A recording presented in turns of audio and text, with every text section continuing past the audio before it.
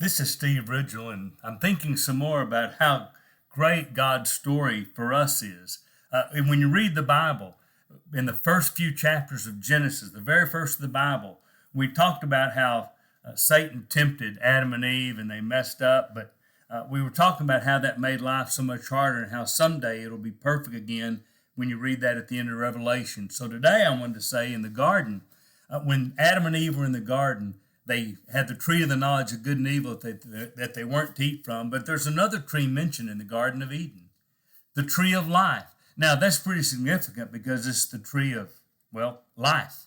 And so when their consequence of their sin is that they're put out of the garden and an angel's there to guard it so they can't get back in, they don't have the tree of life. And you know what started happening then? People died.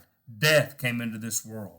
Now, God sent Jesus to fix the mess Adam and Eve made, and that frankly, well, we would have made had we been there, but he sent Jesus to fix that. And in this world, we do have great hope. I mean, Jesus even said it at one time at a graveside. He said, I'm the resurrection and the life. If you believe, you will live even though you die.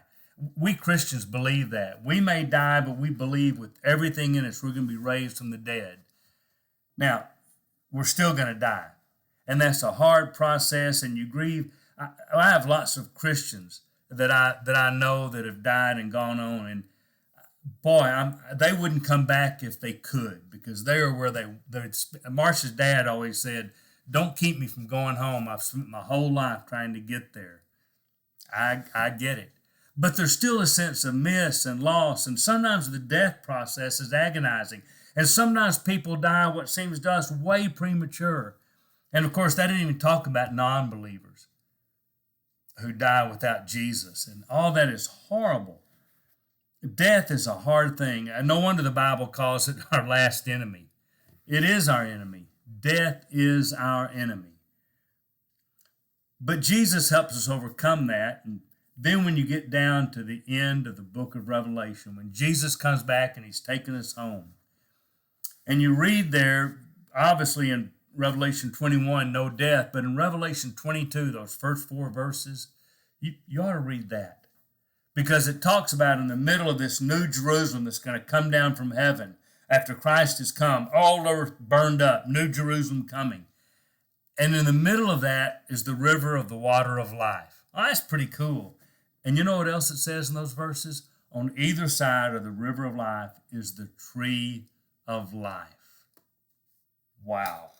Now, there's a lot in there about the healing of the nations, and that's amazing, but I'm staggered that you start with sin removing us from the garden where the tree of life is, and death comes in.